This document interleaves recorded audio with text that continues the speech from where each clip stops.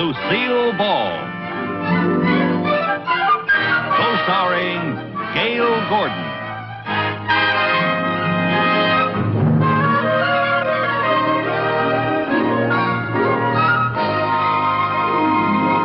Brought to you by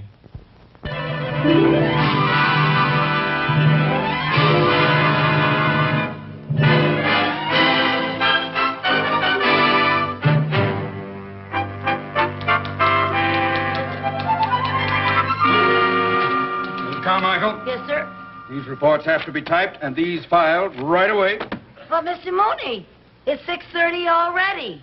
Well, thank you, Mrs. Carmichael. I still know how to tell the time. But all this work will take me at least 2 hours. Will I get paid time and a half for overtime? No, you won't get paid anything. But that's not fair. I'll be working later than anybody else. You got here later than anybody else. I had a good excuse for being late this morning. Good? Yes. Believable? No. I'm sorry, Mr. Mooney, for being late, but the smog was so thick I couldn't find the bus. I couldn't. No, get to work, please. Yes, sir. Working overtime for no money. Nobody appreciates anything around here. Oh, yes, they do. Only this morning I called our president, Mr. Cheever, and I told him that my chair was worn out, and he told me that I would get a new chair. Yes, indeed. They reward people around here who use their heads. Then how come your chair wore out in the seat?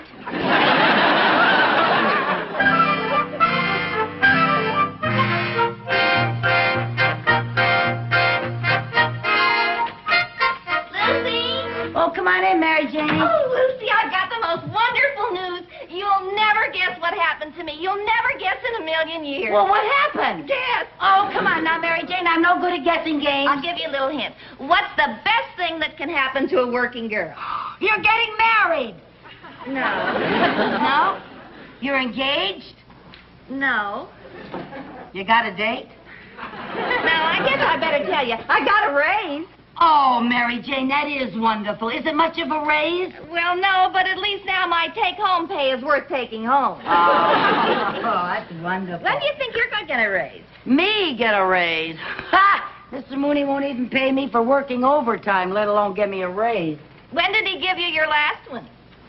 Well, let me see. It was on Flag Day. I don't remember the year, but our flag still had 48 stars.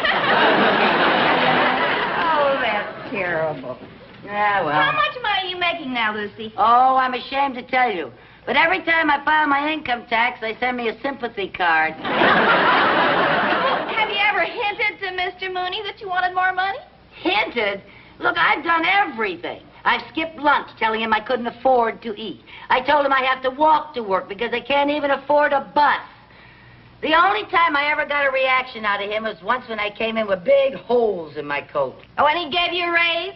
No, he gave me a needle and thread and told me to stop looking like a slob. Oh, darn it, I always forget that this plant is artificial.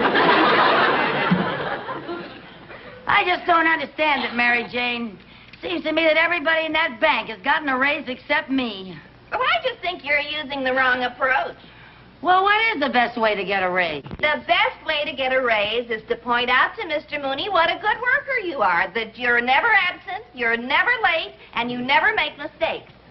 Well, what's the next best way? Have you ever tried to appeal to his good side? I've never been able to find it. Well, Lucy, honestly, you've been there long enough. You're entitled to a raise. You're telling me. Well, you should just ask for it. I have. Be firm about it. Go in there in the morning and beard the lion in his den. Okay, but it would be easier getting a raise from a real lion.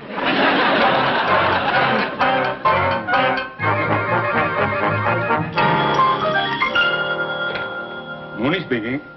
Oh, hello, Mr. Cheever. Yes, sir, the new chair arrived, sir. It's a beauty. I've just been admiring it, sir. Thank you very much, Mr. Cheever. Thank you.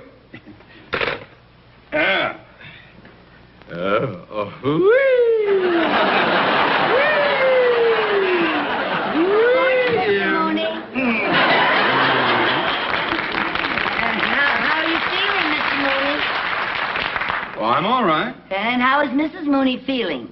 She's all right. And how was your... No, you cannot have a raise. How did you know I was going to ask for a raise?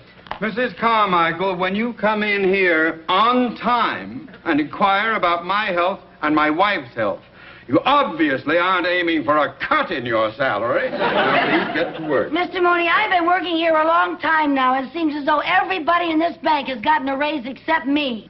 True. Well, Mr. Mooney, I realize I haven't been a very efficient secretary.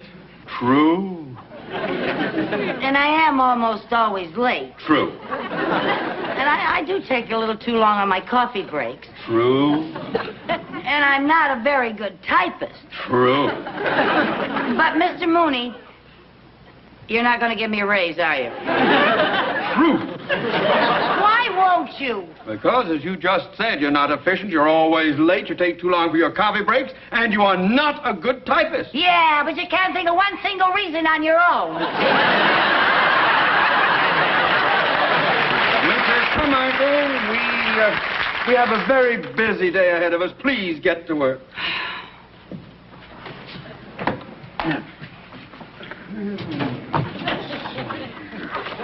Mr. Mooney.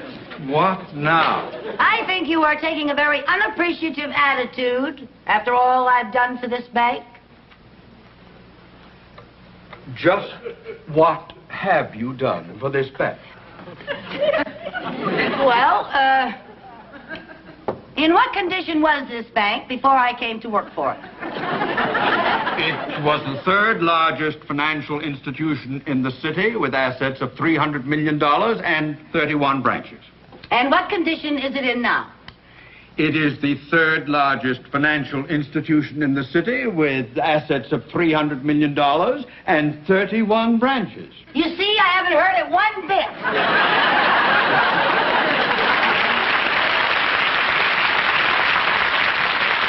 Back.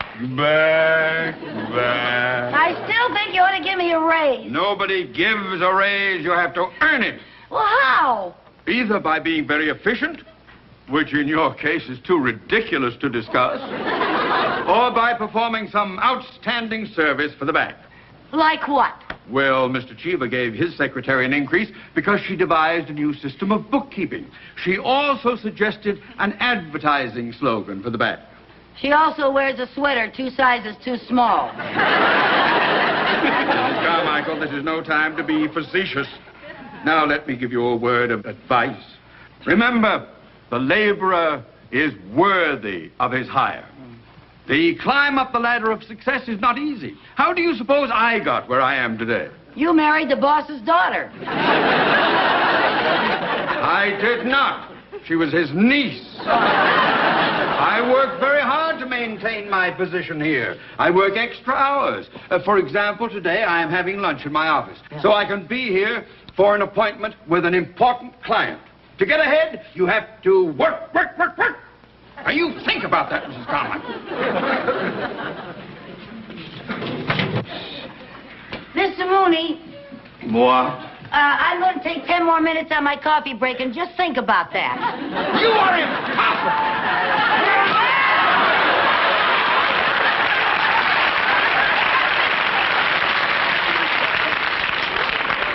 You got your new chair, huh?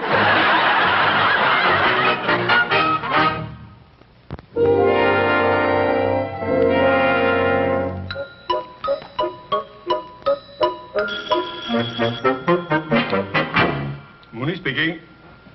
Oh, yes, Mr. Cheever. Yes, I'm expecting Mr. Leonard any time, sir. Well, I know he's a very important client of ours, sir, but I've never met him personally. He did. He produced the Danny Thomas Show, yeah?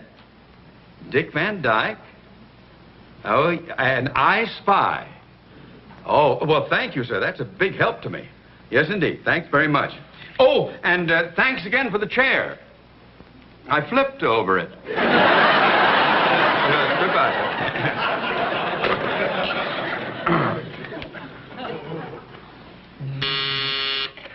Yes? Mr. Sheldon Leonard is here to see you, sir. I'm expecting him. Send him in, please.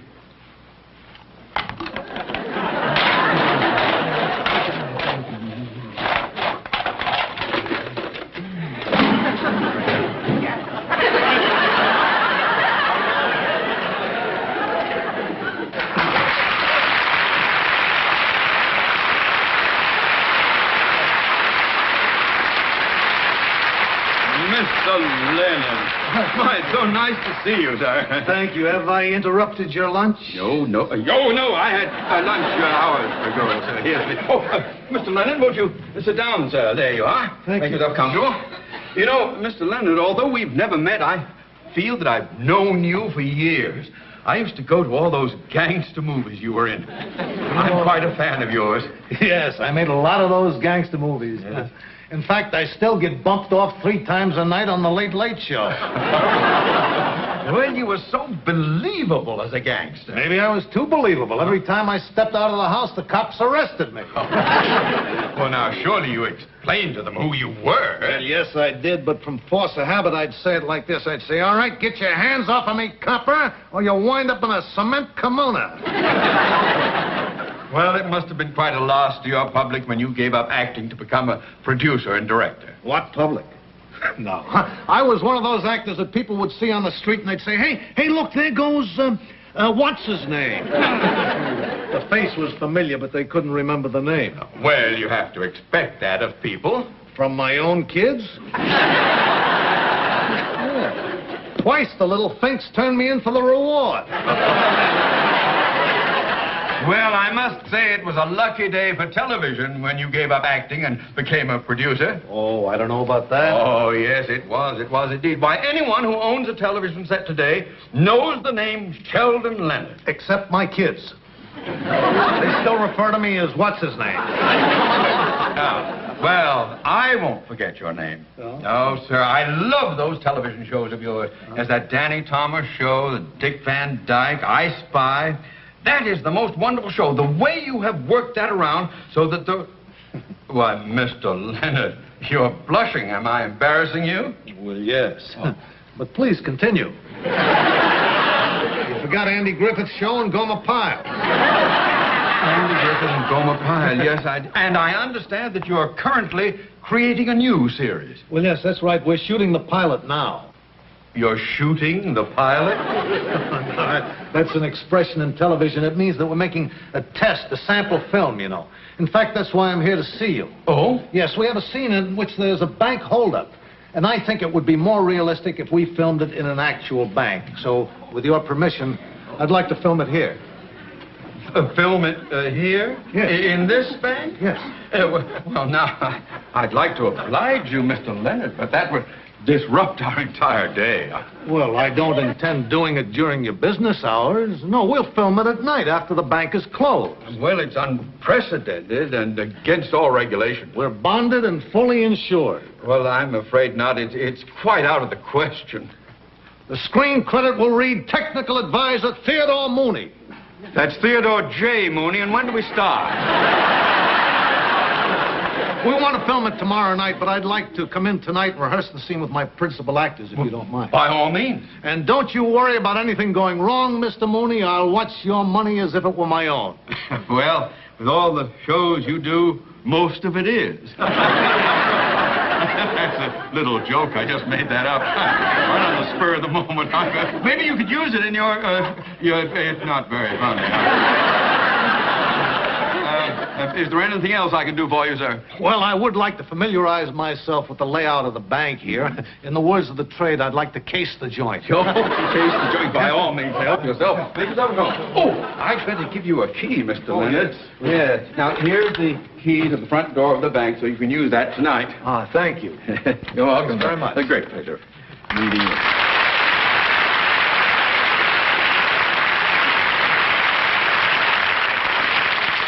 Technical Advisor, Theodore J. Mooney. Ah!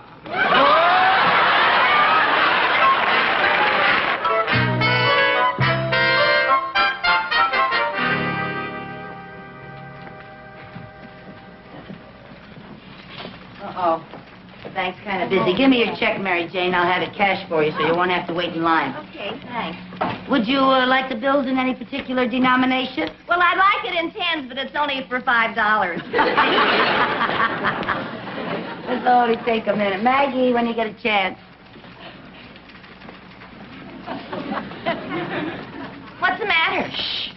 What's the matter? Shh. The bank is going to be held up. Hold up. How do you know? That Man behind us is a gangster. A gangster? Yeah, look. No, don't look. I don't want him to get suspicious. Now you can look. Don't look so long. Lucy, how do you know he's a gangster? Shh, because I recognize his face. Just look at him. Don't look. Well, are you sure he's a gangster? Of course I'm sure. Why, he's probably one of the 10 most wanted crooks in the whole country. Doesn't he look like a crook to you? Don't look. You know something? I think I saw his picture in the post office. Boy, he's got a criminal face if I ever saw one. With those beady eyes, that thin, cruel lips, and that low-slung forehead. And look at that receding chin. He hasn't got a receding chin. Shh. He probably had a chin job. We better call the police. Hey, we can't call the police. He hasn't done anything yet. I'm going over and see if I can hear what he's saying.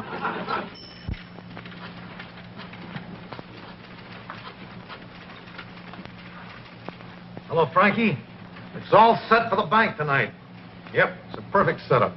Have the boys here at 8 o'clock. No, we can't wait. We have to shoot the pilot.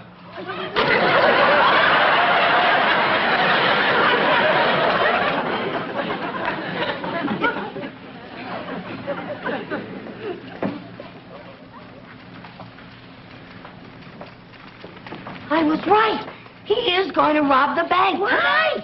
Not only that, he's going to make his escape in a stolen airplane. How do you know? He just said he was going to shoot the pilot. Let's call the police. No, now, wait a minute. We don't have any evidence. Well, you said he was going to rob the bank tonight. Yeah. And I'm going to be right here when he does. Lucy, you're crazy. No, I'm not. The minute he starts robbing this bank, I'm going to catch him red-handed. You better tell Mr. Mooney. I will not. There's probably a reward out for that crook. Mr. Mooney's the type who would keep it. Besides, this is my chance to do something for the bank so I can earn my raise. There's got to be an easier way to get a raise. Well, there is, but I'm not the type to wear a sweater 2 sizes too small. Now, listen. This is what we're going to do. We? Yes, we. Now, listen.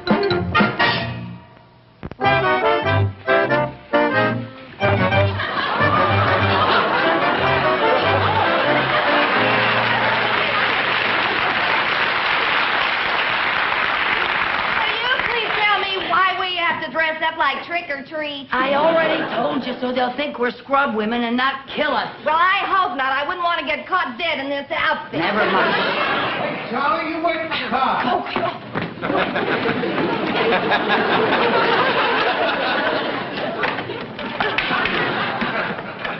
Okay, fellas, come on.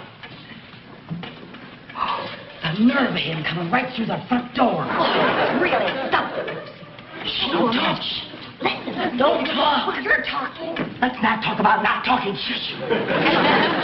This is really a setup. It's a perfect setup. Yeah. There's a good place for us to line the people up when we start shooting. Right there. Now remember, this whole thing has got to go like clockwork or we blow the whole bit. Now, Louie, you go back to the cashier's cage and scoop up all the money, right? Go. You get ready to unpack the nitro so you can blow the vault. All right? You stay at the door. Keep an eye on the...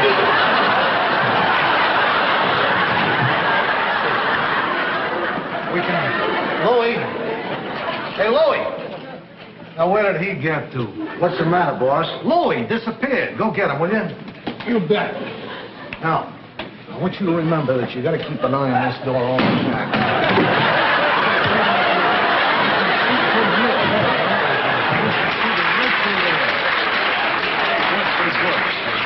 Harry! Hey, Harry!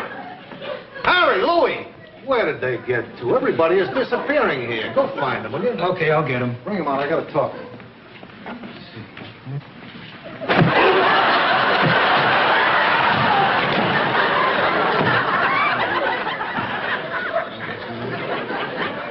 Hey, boys.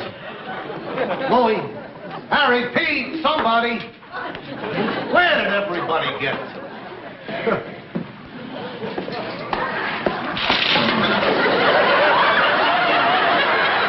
What are you doing? Oh, excuse me. I thought we was here alone. No, we wasn't here alone. How? Did you see some men go back there? Men? Yeah. If there was men back there, do you think we'd be out here? I'd better go see for myself.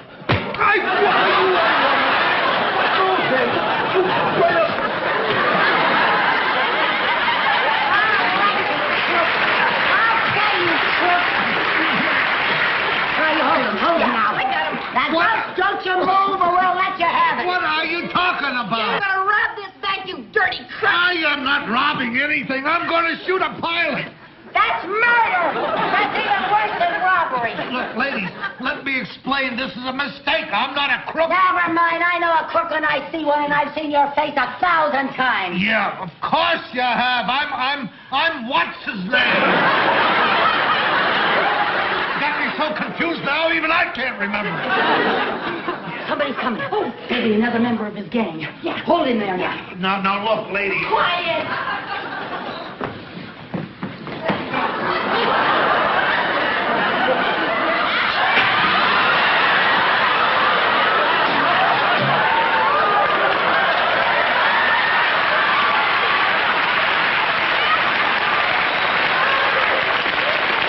He's holding up his own bank. What are you talking about? What's going on here? Mr. Mooney, he was robbing your bank! Oh, he's not doing anything of He's the a kind. big crook, boy. Get your hands We up. got him. Come on, get your hands off here, man. You don't know what you're talking about. Oh, I don't know what you're talking He's about. got a whole bunch of men here. Oh, He was robbing the bank. Oh, You're making a big mistake. You're making a mistake. Oh, You mean he's not here to rob the of bank? course not. I'm terribly sorry. Now, what happened? I don't know. All the years I've been in the business, I never had to fight any gangsters as tough as these two broads. Well, who are you? What are you doing here? I'm rehearsing a new television series here. A television series? Yes, he's the well-known actor-producer. Actor? Oh, of course. Oh, I should have recognized you. Why, well, whatchamacallhim? What's his name? He's Sheldon Leonard. Hey, Sheldon Leonard. Oh, Mr. Leonard. Oh, I feel so embarrassed. I'm terribly sorry. Come on, Mary Jane, let's get out of here. I'm sorry. Just a moment, you two. Just a moment. I want to know what's going on around here. Well, Yeah, so do I. yeah, well, I'm Mr. Mooney's secretary, and I thought you were robbing the bank, and Mr. Mooney said I could earn a raise if I did something extra and special, and when I heard that you were going to shoot a pilot, well, I thought you were crooks, and that if I caught you, I'd get a raise, and the Department of Income Tax could stop sending me sympathy cards. What's he saying? I wouldn't know. I speak 7 languages, but not hers. I'm terribly sorry. Come on, Mary Jane. No, wait a minute. Come back here. Come here. What? You ever done any acting? Acting? Yeah. No, sir. Well, I suddenly got this idea for a new television series. You see, it would be about this kooky red-headed girl, you see, and she works in a bank, and she gets into all sorts of impossible situations, and forget it, nobody would ever believe it.